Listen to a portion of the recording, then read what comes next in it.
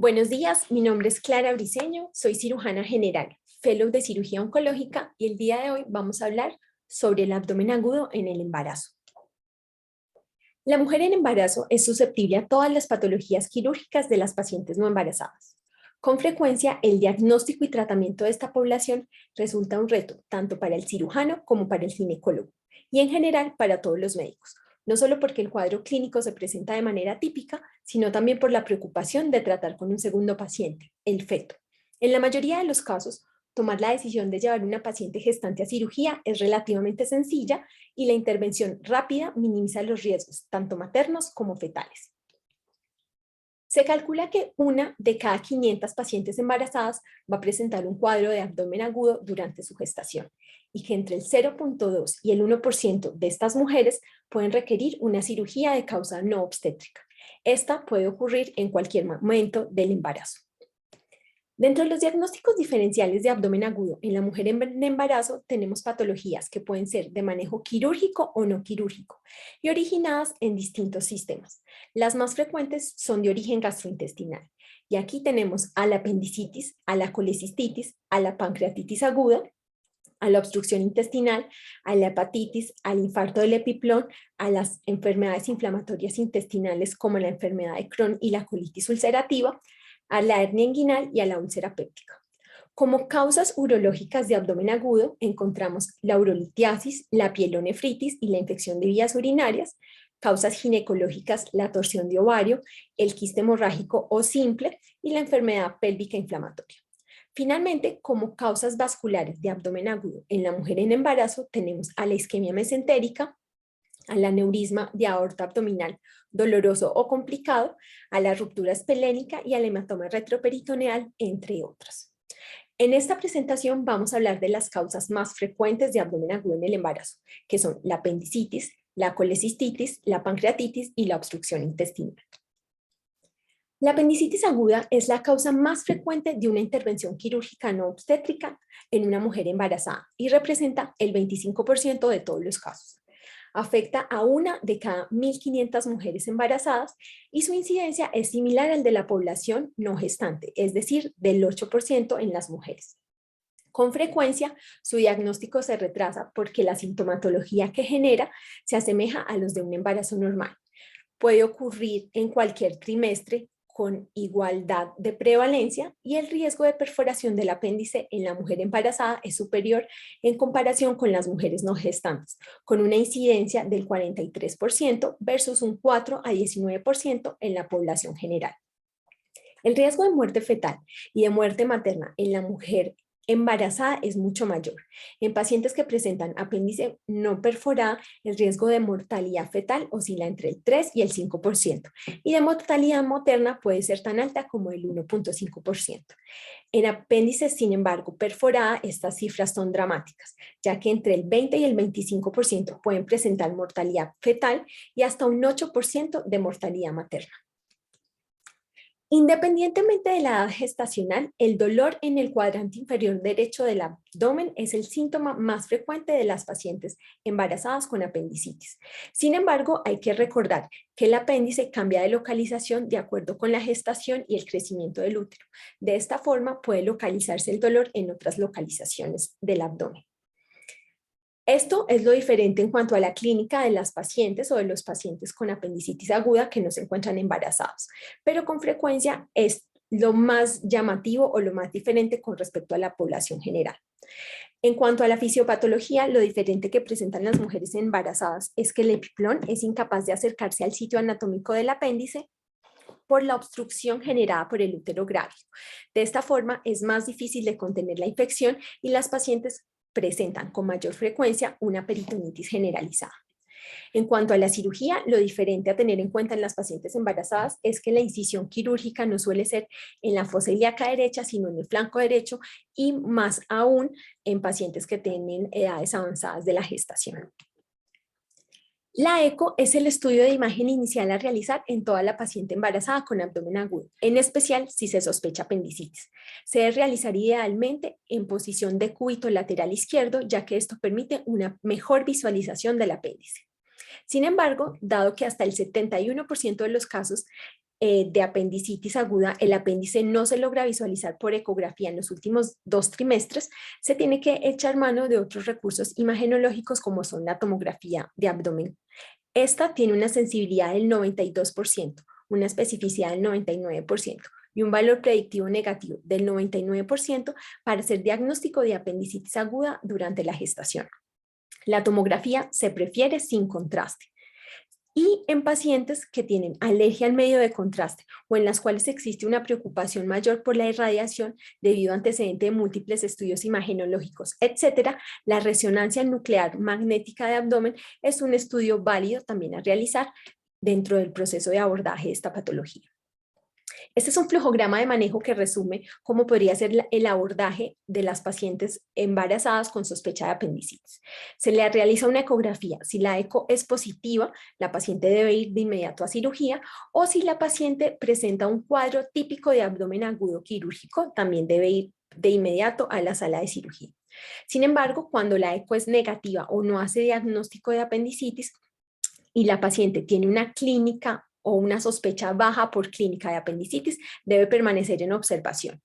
Si la sospecha es moderada o alta, se recomienda realizar en el primer trimestre una resonancia de abdomen, y si la paciente se encuentra en el segundo o tercer trimestre del embarazo, puede hacerse también resonancia o TAC de abdomen. Las complicaciones que puede presentar una paciente embarazada con apendicitis aguda son, en primer lugar, el parto pretérmino, que puede estar presente en el 11 al 22% de las pacientes en la primera semana del posoperatorio. Las pacientes pueden presentar también actividad uterina pretérmino y pérdida fetal, que se calcula hasta en el 30% si se trata de un embarazo en el primer trimestre. Puede presentar ilio, sepsis y neumonía, que aumentan de forma considerable la mortalidad y la morbilidad tanto maternas como fetales. Es importante tener en cuenta que la tasa de falsos positivos en las mujeres con embarazo y apendicitis y sospecha de apendicitis aguda varía entre el 4 y el 50%, y que esto aumenta la mortalidad fetal con un RR de 1.88. Es decir, que operar una paciente con sospecha de apendicitis y que resulte negativo también tiene unos riesgos importantes para el feto y para la madre. Se recomienda siempre operar antes de las 24 horas de iniciada o de instaurado el dolor, ya que esto disminuye la probabilidad de complicaciones, en especial de perforación del apéndice, que es lo que más aumenta la mortalidad tanto materna como fetal. Y toda paciente embarazada que presente apendicitis debe tener cubrimiento antibiótico independientemente de la fase de la apendicitis de la que se trate. Aquí tenemos una resonancia de abdomen que muestra un engrosamiento en el diámetro del apéndice, que es indicativo o diagnóstico de apendicitis aguda. La colecistitis aguda, por su parte, es la segunda causa más frecuente de cirugía no obstétrica durante el embarazo y puede ocurrir en una de cada 1.600 a 10.000 gestantes, dependiendo de los estudios y del país del que estemos hablando. En el embarazo, la incidencia de colelitiasis es del 10% y de barro biliar hasta del 30%. Más del 90% de las mujeres con colelitiasis permanecen asintomáticas, afortunadamente. La incidencia de colecistitis no aumenta en comparación con las mujeres no gestantes y esta se encuentra alrededor del 0.1%. Se cree que los niveles elevados de estrógenos durante el embarazo pueden aumentar aún más la litogenicidad de la bilis por un aumento en la secreción y agregación del colesterol. Adicionalmente, la progesterona, también una hormona que está elevada durante el embarazo, genera colestasis debido a una menor eyección de la bilis desde la vesícula biliar al intestino. Esta hormona adicionalmente tiene otros efectos en la mujer embarazada, como son la relajación del esfínter esofágico inferior, que puede generar náuseas, síntomas compatibles con reflujo gastroesofágico y pirosis. La progesterona también genera disminución de la motilidad gástrica y esto conlleva constipación, que es un síntoma muy frecuente durante el embarazo. Un índice de masa corporal alto antes del embarazo también puede aumentar el riesgo de formación de barro biliar y cálculos durante la gestación. A pesar de todos estos cambios fisiológicos que presentan las mujeres embarazadas, no es claro si el embarazo aumenta o no la incidencia de cálculos biliares y sus complicaciones. El diagnóstico de la colelitiasis se hace con ecografía, al igual que de la colecistitis. Sin embargo, cuando existe duda diagnóstica o que se trate de otra patología, se recomienda la colangioresonancia, que permite una mejor caracterización de la vía biliar. Aquí tenemos imágenes que muestran barro biliar y cálculos en la vesícula biliar en una paciente en embarazo. Estas son imágenes por resonancia que también muestran cálculos dentro de la vesícula biliar. Las complicaciones más frecuentes de la colecistitis en el embarazo son la actividad uterina y el parto pretérmino, la pérdida fetal, la ruptura vesicular, la peritonitis y la sepsis en general. En cuanto al manejo de la colecistitis y la colelitiasis en la mujer embarazada, tenemos que la colelitiasis siempre es de manejo médico como primera opción, al igual que la colecistitis aguda Tokio 1 y en pacientes de alto riesgo quirúrgico. En ellas se recomienda la hidratación, la analgesia y medicamentos como la indometacina y el ácido ursodeoxicólico pueden ayudar, ya que se han asociado con una disminución del proceso inflamatorio agudo vesicular. Sin embargo, todas las pacientes con colecistitis complicadas se deben operar, es decir, aquellas pacientes que presentan respuesta inflamatoria sistémica a las que adicionalmente se les debe adicionar antibiótico, pacientes en hilio, con sepsis, perforación o con consultas recurrentes por dolor e inflamación. Lo que se busca operando de forma rápida a estas pacientes es disminuir la tasa de partos pretérminos, las estancias hospitalarias prolongadas, el uso de medicamentos, las complicaciones que amenazan la vida de la mujer y del feto y los cuadros de colecistitis recurrente. Se calcula que la muerte fetal en pacientes con colecistitis aguda que no se operan es mayor en comparación con las pacientes que son llevados a cirugía, que oscila en el primer caso entre el 7% y en el segundo caso, es decir, las pacientes que sí se operan del 2.2%. Estos en estudios realizados en pacientes llevadas a colecistectomía por laparoscopia. La pancreatitis es otra causa frecuente de abdomen agudo durante el embarazo. Sin embargo, no es tan frecuente como las dos anteriores y se calcula que la presentan 1 de cada 3.000 mujeres aproximadamente.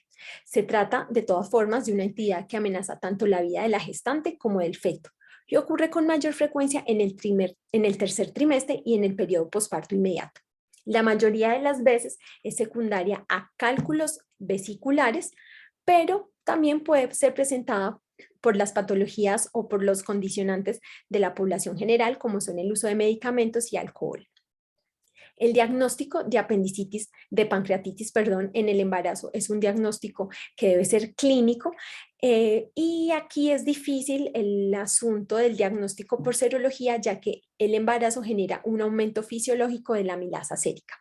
Una vez se tiene la sospecha clínica, la imagen diagnóstica de elección es la ecografía, que puede mostrar dilatación de la vía biliar, complicaciones pancreáticas como los pseudoquistes, los abscesos y por supuesto la colelitiasis como causa de la pancreatitis. Se recomienda realizar tomografía de abdomen en toda aquella paciente en la que se sospecha una pancreatitis severa o con una necrosis extensa y la resonancia que permite evaluar o descartar otras complicaciones asociadas principalmente del árbol pancreatobiliar. El manejo de la pancreatitis aguda en la mujer embarazada en general sigue los principios de tratamiento para todos los pacientes o para todas las pacientes, incluso no gestantes, y estas incluyen el reposo intestinal mientras exista emesis, hilio o sospecha de complicaciones mayores y necesidad de cirugía, la colocación o no de una sonda nasogástrica de acuerdo con la condición clínica de la paciente, la reposición intravenosa de líquidos a altas dosis o agresiva y la reposición de electrolitos. También se debe realizar administración de analgésicos parenterales, entre otras medidas de soporte. Toda paciente con pancreatitis no complicada, si la vesícula es normal, debe ser manejada de forma médica y no requiere antibiótico. Sin embargo, si la paciente presenta una pancreatitis complicada, debe ser internada en UCI, debe recibir antibiótico-terapia de amplio espectro si se acompaña de colecistitis concomitantemente, si hay sospecha de sobreinfección pancreática o clínica de colangitis ascendente. En este último caso, es decir, en el caso de que haya clínica de colangitis ascendente concomitante, la paciente puede requerir una CPRE o colangiopancreatografía retrógrada endoscópica para resolver la obstrucción biliar, es decir, para retirar el cálculo de la vía biliar que está produciendo ambas patologías, la colangitis y la pancreatitis. La CPRE se ha demostrado que es segura tanto para el feto como para la madre y que la irradiación que produce no es muy alta y en cualquier caso prima el beneficio versus el riesgo de realizar este procedimiento. Hay que recordar que las patologías como la colangitis y la pancreatitis biliar complicada tienen una mortalidad materna que es cercana al 15% y la pérdida fetal puede ocurrir hasta en el 60% de los casos. En cuanto a la obstrucción intestinal, tenemos que la obstrucción intestinal es la tercera causa más común de una laparotomía durante el embarazo. La obstrucción intestinal puede complicar 1 de cada 1.500 o 3.000 embarazos. Su principal etiología son las adherencias o bridas intestinales, pero también se puede presentar por patologías como neoplasias intraabdominales, vólvulos, hernias o intussuscepciones. Su incidencia aumenta a medida que avanza el embarazo y puede ocurrir en la mayoría de los casos en el tercer trimestre. Pocos casos ocurren en el primer trimestre y el resto de los casos se dividen por igual entre el segundo trimestre y las 6 semanas posparto. El diagnóstico de obstrucción intestinal puede ser tanto por clínica como por imágenes. Las pacientes embarazadas con obstrucción intestinal suelen referir dolor abdominal agudo, emesis y ausencia de tránsito intestinal. Y las imágenes como las radiografías de serie de abdomen, la ultrasonografía del TAC, muestran los signos típicos de obstrucción, que son dilatación de asas, niveles hidroaéreos, ausencia de gas distal, entre otros. El TAC se prefiere cuando no hay claridad de la etiología desencadenante de la obstrucción o cuando no se está claro si la paciente debe ser operada o no. El tratamiento de la obstrucción intestinal en la mujer embarazada no difiere del que se debe realizar en los pacientes en las pacientes que no están embarazadas. Incluye la descompresión del tracto digestivo con la colocación de una sonda nasogástrica, la hidratación venosa agresiva y la cirugía oportuna en caso de no haber respuesta al manejo médico para el caso de que la obstrucción intestinal sea secundaria o bridas o cuando se requiere tratar una patología primaria que amerita manejo quirúrgico, como una hernia estrangulada, una hernia encarcelada, un vólvulo, etc. Finalmente, con respecto a las consideraciones quirúrgicas generales que se deben tener en todas las pacientes embarazadas, hay que tener en cuenta distintos factores. 1 es el tamaño del útero y la experiencia del cirujano. 2 es el bienestar fetal y en el caso de que sea necesaria la administración de medicamentos para generar una tocolisis. Las pacientes embarazadas pueden abordarse de distintas maneras, de forma tradicional o como se venía haciendo hasta hace unas décadas, que es por un abordaje vía abierta o la parotomía, y es una vía de acceso para la cual la mayoría de los cirujanos están familiarizados. Esto puede permitir la vía abierta una mejor visualización del campo quirúrgico en unas patologías. Con respecto a la laparoscopia, hay que decir que es segura en los 2 primeros meses del embarazo, que genera una mínima manipulación uterina y una excelente exposición quirúrgica, sobre todo en las primeras semanas, y que también es segura cuando las presiones intraabdominales de CO2 no superan los 15 milímetros de mercurio y el tiempo quirúrgico no supera los 60 minutos. Sin embargo, siempre han existido unas preocupaciones con respecto al abordaje laparoscópico de las patologías quirúrgicas en la mujer embarazada, y es el daño directo al útero mediante la inserción de la aguja de Verres o el trocar que se utiliza en la laparoscopia, dificultades técnico-quirúrgicas por la presencia del útero grávido y la acidosis fetal que puede desencadenar la presión intraabdominal aumentada del CO2. También hay disminución del retorno venoso materno cuando se realiza por laparoscopia. Sin embargo, en términos de desenlaces fetales y maternos grandes, se ha evaluado que tanto la vía abierta como la laparoscópica no genera diferencias en cuanto a la tasa de partos pretérminos, de peso neonatal al nacer o en los scores de Apgar. Luego, entonces, ambas vías de abordaje podrían ser útiles en la mujer embarazada y debería predominar la vía de abordaje con la cual el cirujano que esté atendiendo a la paciente se vea más seguro.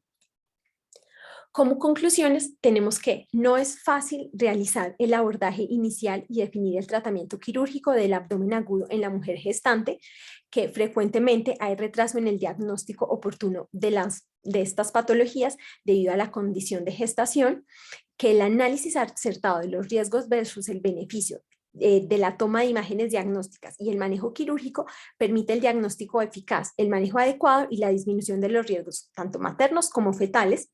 El retraso en el diagnóstico y tratamiento de las entidades de base se asocia a un incremento significativo en la morbimortalidad materna y fetal, y las interacciones cercanas con especialistas maternos fetales ayudan con el desarrollo del plan de tratamiento y con el seguimiento postquirúrgico del embarazo.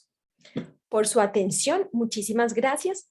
Esta es la bibliografía que es más predominante utilizada durante esta charla.